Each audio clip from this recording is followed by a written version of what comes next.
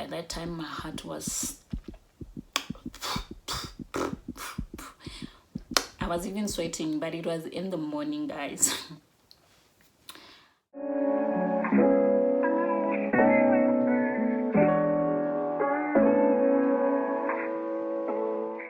Hi guys, welcome to my YouTube channel. My name is Patience. If you're new, you're welcome. Please click that subscribe button and turn on your notification so that you get informed every time I post. If you're a regular, you're a darling and a half, and thank you for coming back.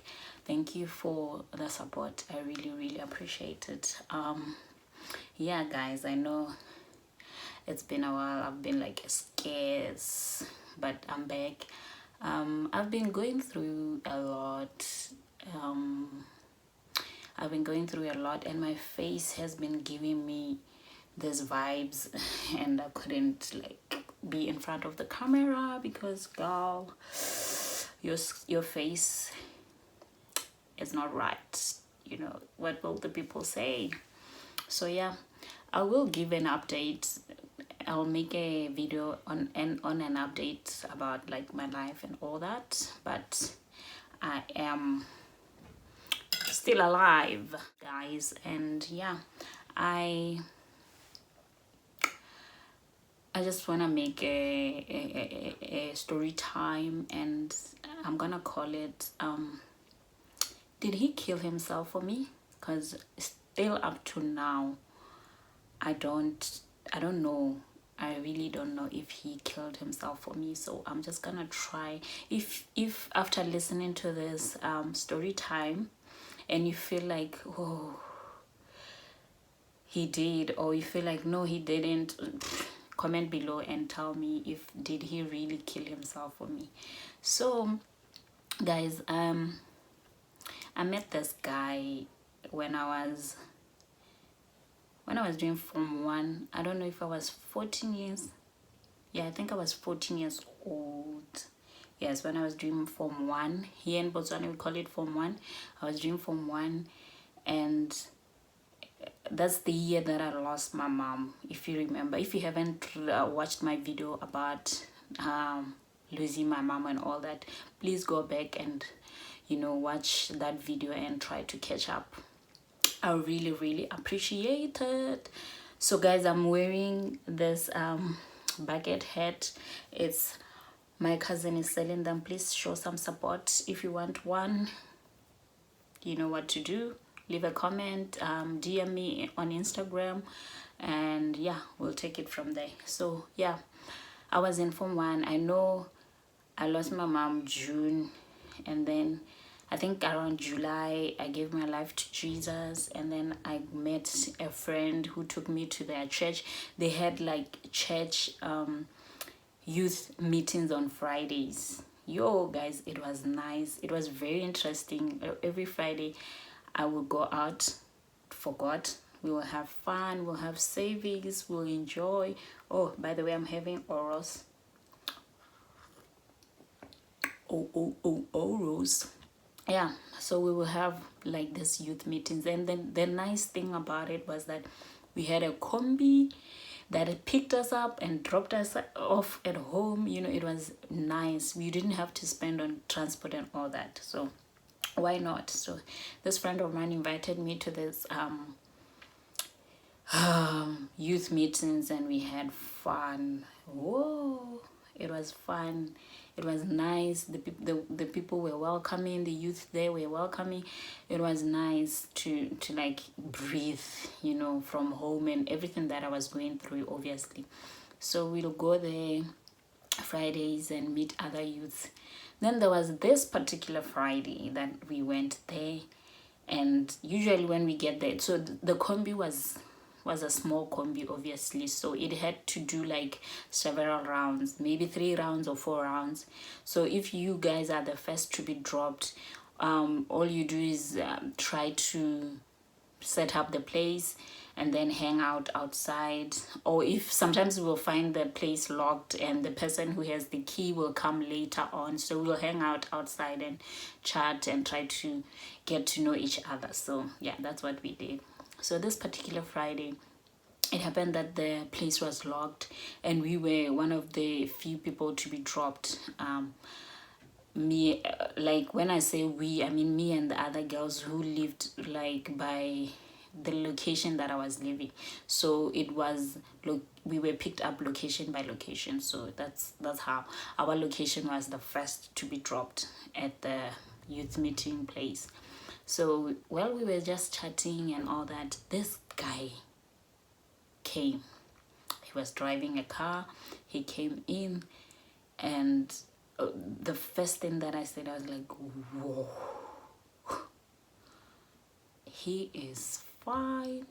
He was so handsome, like, oh my God. That guy was handsome, jealous down. He was really, really, really, really handsome. So I was like, oh, I was chatting to this friend of mine.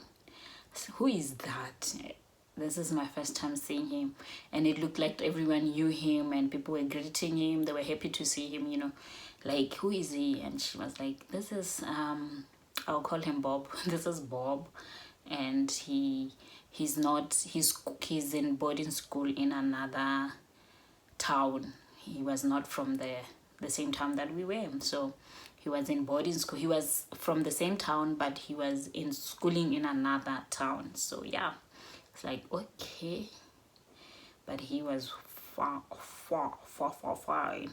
and he was greeting people, and yeah, so he was very respectful. I don't know, maybe it's because I liked him. I liked the way he was, so maybe I thought he was very respectful. So he came to us, and he knew the other girls, and he greeted them, and then he greeted me. I was like, okay, fine. And then service started, everything we did, we enjoyed, and then after service we left. After service we left, and then we left, if I remember correctly. After service we left, and then Sunday at church, because I attended the same church as the host of the youth services, because this youth service is for everyone. It's not only for the church members, it's for everyone, every youth. Ooh, child.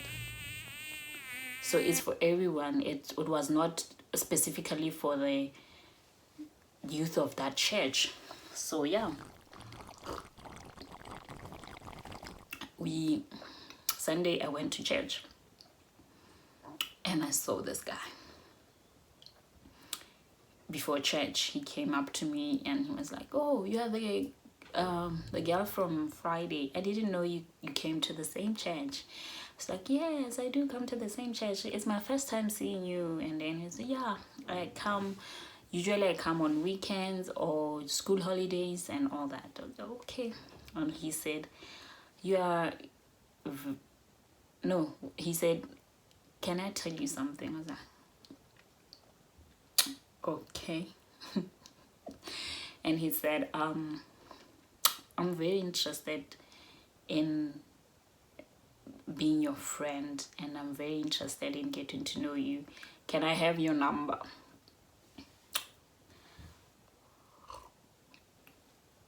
Time my heart was, I was even sweating, but it was in the morning, guys. I don't have a phone. And he said, oh no, you don't have a phone? Nope, I don't have a phone. But I don't know what was going on. I don't know what was going on with me, because I said, but I can give you my sister's number. Me. And he was like, oh wow, that will be nice, because I would like to keep in touch when I'm at school. I was like, yeah, you can have my sister's number. Here is her number. And then he said, yeah, I'm going back after church. And yeah, he said, I'll call you. And that was it. I went home, and I forgot to tell my sister that I gave someone your number and they might call. So I forgot to say that. Later on, around 8 o'clock, this guy calls my sister. And my sister was not home. She was at her boyfriend's place, who is her husband now. And then he calls her and says, I'd like to speak to Patience. And my sister's like, oh, this is my number. Did she tell you that this is my number? He's like, yes, she told me, and she gave it to me just because, so that we can communicate once in a while. Okay. And my sister said, no, I'm not home. She's home, but I'm not home. And he said, give her this message. Tell her that I left. Or did he say I left or I arrived safely? Something like that. So the next day, my sister comes and tells me that, yo, somebody called me and he said 1, 2, 3. I was like, oh God, I forgot to tell you that I gave someone your number. And yeah, that's how we became friends with this guy.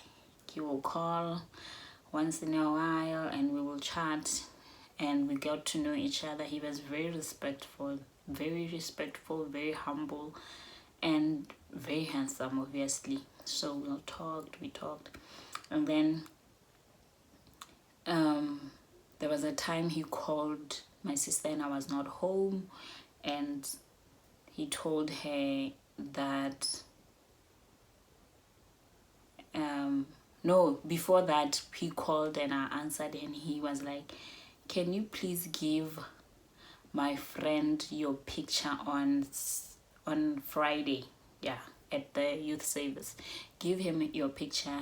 He's coming to see me this weekend, so I want to have your picture. I want to put it on my wall and see you, so that I always remember you. I was like, whoa, that was, mind you, I've never had a boyfriend. I've never had a guy say those things to me. He was the very first person to say that to me, and that was nice. I don't want to lie. It was very cute, very nice, very interesting. So I was like, okay. And I don't know if it was Saturday or no. So we had Friday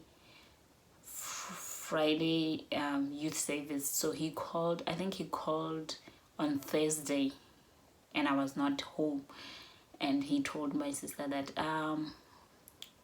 where is she? I would like to talk to her, and she said she's not home, and he said, tell her I will see her soon.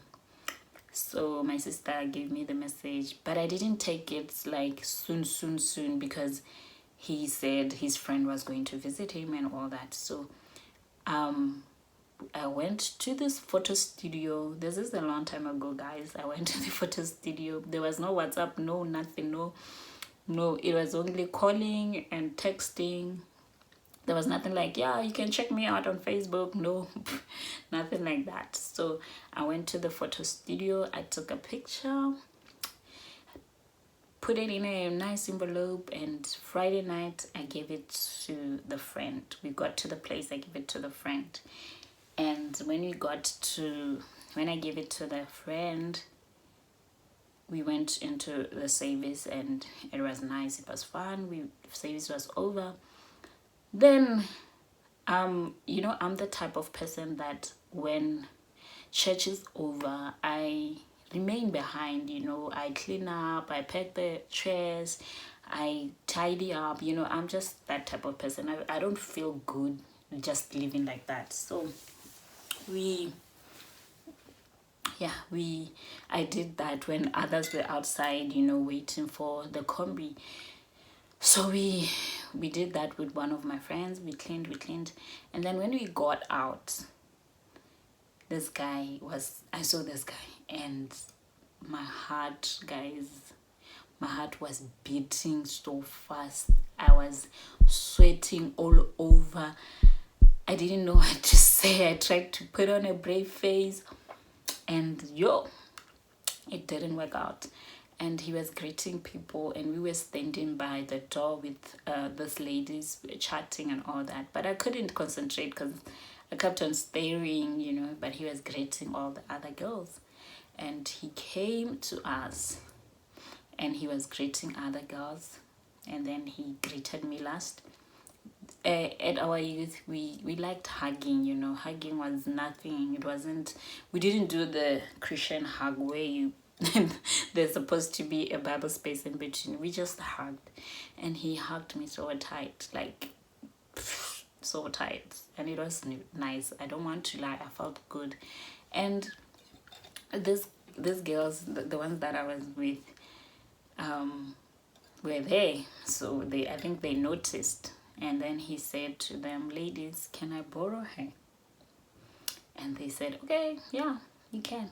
And then we stepped aside and we talked about stuff. We talked, and he's like, I was like, I was shocked, so I couldn't speak. And I was telling him, so you decided to come and surprise me. I thought your friend was going to come to your place. And he said, yeah, I wanted to surprise you because I couldn't. I wanted to see you face to face. So how about you come to see me tomorrow at my place? I knew his mom. His mom was very friendly. She loved me so much. And she I think at some point she bought me a handbag and she dropped me at home after church. I think so, because she was very friendly. And he said, I think you should come visit me tomorrow at my house. So I was like, okay, no problem. And we left. I went home.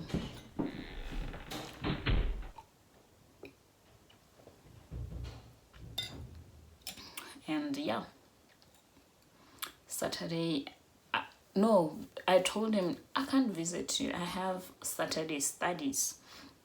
We had Saturday studies at our school. So I told him, I can't come to your house. I have Saturday studies. And he said, after Saturday studies, because Saturday studies is like from 8 to 10. So can you just come visit me? It won't be for long. I said, okay.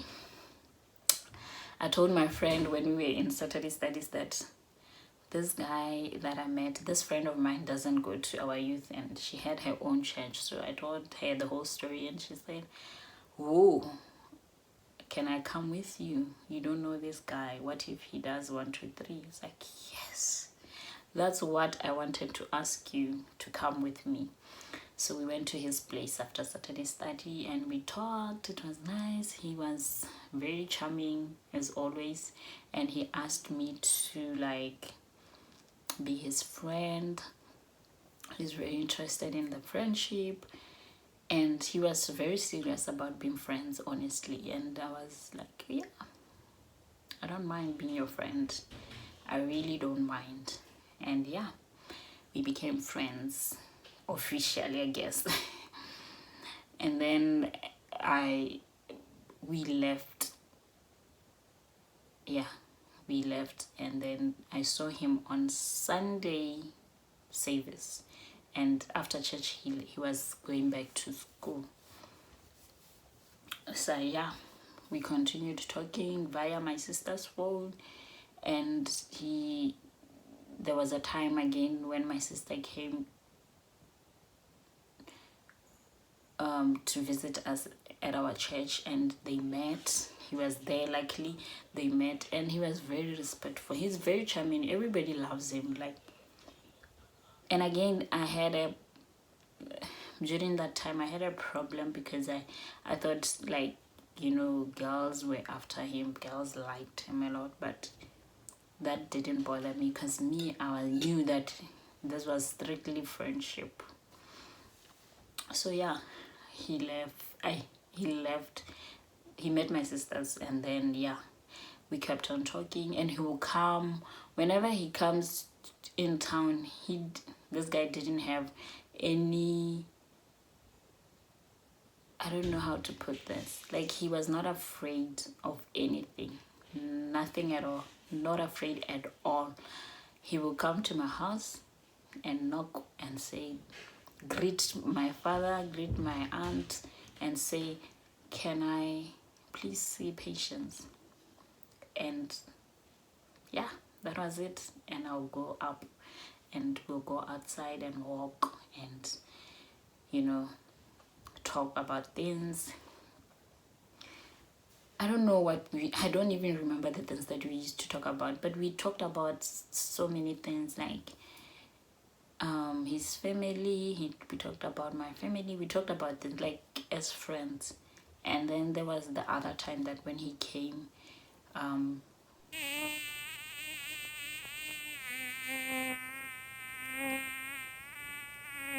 one thing I hate about summer is flies.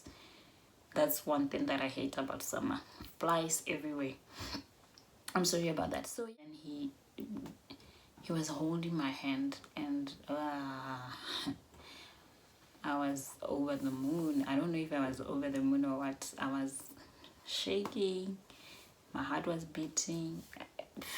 It was a problem. I was a problem. I think he even saw that this girl is scared or something like that. So yeah, he yeah, the time that we saw each other, around that time it was school holidays, because remember, school holidays, our Botswana school holidays around November, for when we go for Christmas. So that was around the school holidays when he came and we saw each other and all that. So it happened that the next year I was doing Form 2. So when I was doing my Form 2, when I was doing my Form 2, every May we had like camp, 3 days of camp, youth camp. So we'll go to a place outside town and camp out for 3 days and have fun. And and he was part of that, and he still was the same person, very charming, very interesting, and we still continued with our friendship. We talked, he came to visit some weekends, we talked and all that. So it happened that when I did my Form 3, this guy, I think I saw him once. I saw him when I went to his school, because I was doing business studies and our group won the project, and it meant that we were going to represent the school in his school. His school was hosting. So I saw him in his school, and this guy was the same. He was, if you talk about consistency, that's that guy. That guy he's consistent.